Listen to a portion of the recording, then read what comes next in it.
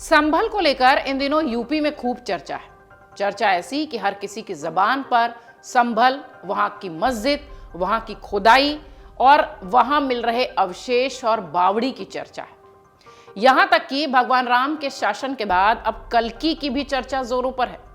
वजह यह है कि वहां के प्राचीन मस्जिद के सर्वे के दौरान हुआ बवाल और फिर उसके बाद पुराने हिंदू मंदिरों का एक के बाद एक सामने आना संभल को सुर्खियों में ले आया है। संभल सुर्खियों में इसलिए भी है क्योंकि वहां के मौजूदा सांसद जियाउर रहमान बर्क पर बिजली चोरी का आरोप लगा था। बिजली विभाग ने उन पर भारी जुर्माना भी लगाया। लगातार मिल रहे मंदिरों के स्रोत और राजनीतिक बयानबाजी को लेकर संभल पर अब सबकी निगाहें हैं और देश का, बल्कि एक तरीके से कहिए कि जो सियासी दलों का केंद्र है वो फिलहाल संभल हो गया है। बीजेपी के लिए संभल इसलिए भी खास है क्योंकि खबरों की माने तो हिंदू मान्यताओं के अनुसार ऐसा माना जाता है कि वो जगह है जहां भगवान विष्णु के 10वें अवतार और आखिरी अवतार कल्की का अवतरण होना है। दावा यह भी है कि संभल में 500 साल पहले से भगवान कल्की का मंदिर हुआ करता था, लेकिन उस मंदिर को तोड़कर वहां मस्जिदें बनवा दी गईं। इस मस्जिद का निर्माण भारत में मुगल वंश के नींव रखने वाले बाबर ने किया था। अब जब एक के बाद एक मंदिर मिल रहे हैं तो इस पर जमकर सियासत मिल रही है देखने को।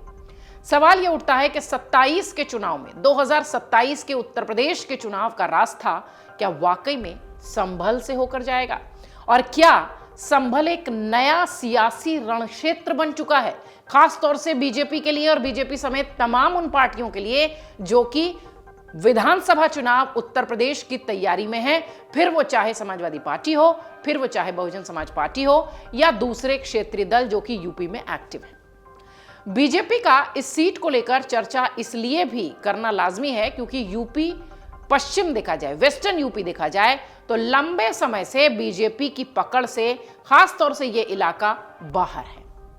भगवा दल किसी भी हल में यहां पर अपनी एक जो कह लीजिए छवि है, एक जो कह लीजिए अवधारणा है, एक जो कह लीजिए माइंडसेट है, उसे बदलना चाहता है। संभल और उसके आसपास का इलाका सियासी रूप से भी बहुत महत्वपूर्ण है। साल 2014 के लोकसभा चुनावों को छोड़ दिया जाए तो बीजेपी को यहां कोई खास सफलता कभी मिली नहीं है। यहां से सपा और बसपा को बड़ी सफलता मिली है। साल 1998 और 99 में खुद समाजवादी पार्टी के संस्थापक मुलायम सिंह यादव यहां से जीते थे और साल 2004 में रामगोपाल यादव यहां से संसद पहुंचे थे। आपको बता दें, सपा के दिग्गज नेता रहे शफीकुर रहमान बर्क ने भी इसी सीट पर 2019 में जीत हासिल की थी। इस साल हुए लोकसभा चुनाव में उनके पोते जियाउर रहमान बर्क यहां से सांसद हैं, जिनके ऊपर कई सारे आरोप लगे। जियाउर रहमान बर्क पर संभल मस्जिद सर्वे के दौरान हुई हिंसा का मामला दर्ज है। उन पर बिजली चोरी का आरोप है, बड़ा जुर्माना लगाया गया है। बात अगर विधानसभा लेवल पर करें तो बीजेपी संभल में कोई खास प्रभाव नहीं दिखा पाई है। साल 2022 में हुए विधानसभा चुनाव में संभल लोकसभा में आने वाले 5 विधानसभा क्षेत्रों में से 4 पर समाजवादी पार्टी का कब्जा रहा। सिर्फ एक चूंकि SC आरक्षित चंदौसी सीट थी जहां से बीजेपी की गुलाब देवी जीती थी। गुलाब देवी को योगी ने अपने कैबिनेट में भी जगह दी है, जो उनकी जीत के महत्व की ओर इशारा करती है।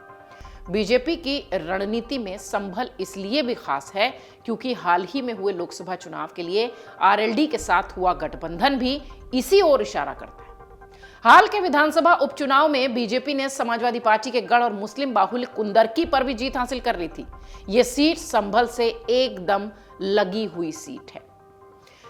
संभल में मंदिर मिलने और भगवान कल्की के अवतरण के दावे के बीच मीडिया रिपोर्ट्स की बात माने तो बीजेपी के एक नेता का कहना है कि अगर उनका कैंपेन काम कर गया तो पार्टी को होने वाला फायदा सिर्फ संभल तक ही सीमित नहीं रहेगा, पूरा वेस्टर्न यूपी उससे प्रभावित होगा। उन्होंने साथ ही यह भी कहा कि संभल को भगवान विष्णु के 10वें और अंतिम अवतार की जन्मस्थली माने जाने वाले एक महत्वपूर्ण धार्मिक स्थल से जोड़ने से 2027 के विधानसभा चुनाव में उसके आसपास के इलाकों पर भी प्रभाव पड़ेगा। वहीं संभल में समाजवादी पार्टी के पूर्व जिलाध्यक्ष रहे फिरोज खान कहते हैं कि बीजेपी के प्लान सफल नहीं होंगे। वो ये भी कहते हैं कि बहुत कोशिश करने के बाद भी वो संभल लोकसभा में प्रभाव डालने में असफल रहे। समाजवादी पार्टी ने ये सीट अच्छे मार्जिन से जीती थी। कुंदरकी में मिली जीत से बीजेपी को ऐसा लग रहा था कि वो संभल के लोगों को एक तरीके से अपने पक्ष में कर लेगा या उनकी जो सोच है उसे बदल देगा, लेकिन फिलहाल ऐसा हो नहीं पाया। यहाँ के लोगों का कहना है कि उनकी जो स्थिति है वो अभी फिलहाल कुछ कहने में नहीं है।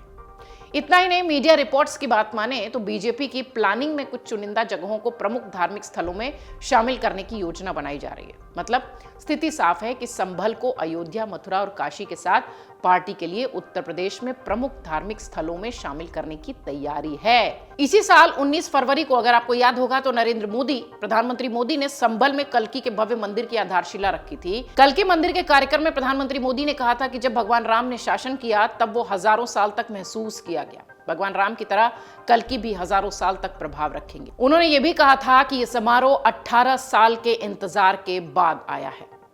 हाल ही में संपन्न हुए उत्तर प्रदेश विधानसभा के शीतकालीन सत्र में अगर आपको ध्यान हो तो सीएम योगी ने संभल की मस्जिद के सर्वे को डिफेंड करते हुए कहा कि बाबरनामा में उस जगह पर मंदिर की बात कही गई है। उन्होंने शहर के कल्की संबंध का भी हवाला दिया और कहा कि पुराणों के अनुसार भगवान विष्णु के 10वें अवतार का जन्म संभल में होगा।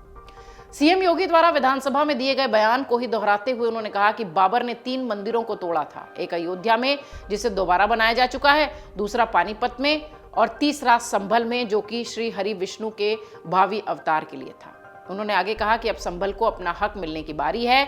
कल्की मंदिर का निर्माण मकर संक्रांति के बाद शुरू हो जाएगा। हाल ही में एक बातचीत के दौरान प्रमोद कृष्णम का भी बयान था जो कि इसी ओर इशारा कर रहा था। प्रमोद कृष्णम का बयान संभल में नई नई खोज को लेकर आया था सामने। संभल मस्जिद का सर्वे सुप्रीम कोर्ट के आदेश के बाद 6 जनवरी तक रोका गया है। हालांकि इस दौरान संभल में एक अन्य पुराने मंदिर की खोज के दावे किए जा रहे हैं। ये मंदिर मुस्लिम बाहुल एरिया में है, यहाँ कुछ पुरानी मूर्तियां भी मिली हैं। एएसआई का हाल ही में संभल में एक सुरंग मिलने की भी जो बात थी वो सामने आई थी, जिसके बाद से कहा गया कि इसका इस्तेमाल संभवतः 1857 में अंग्रेजों के खिलाफ विद्रोह के लिए किया गया होगा। भले ही चर्चा में संभल का मामला हो, उस पर जमकर सियासत हो, राजनीति हो, लेकिन ये तो तय सी बात है कि वेस्टर्न यूपी का ये संभल का इलाका 2027 के लिए एक तरीके से ग्राउंड तैयार हो रहा है। सभी क्षेत्रीय पार्टियां, सभी बड़ी पार्टियां जो कि चुनावी मैदान में 2027 में दिखाई पड़ेंगी, वो सब इसे पिच समझकर खेलती हुई नजर आ रही हैं। अगर आप ये वीडियो YouTube पर देख रहे हैं तो हमारे चैनल को सब्सक्राइब कर बेल आइकन दबाएं और Facebook पर देख रहे हैं तो हमारे पेज को लाइक करें। 8 मिलियन प्लस सब्सक्राइबर, आपके इस भरोसे के लिए बहुत धन्यवाद।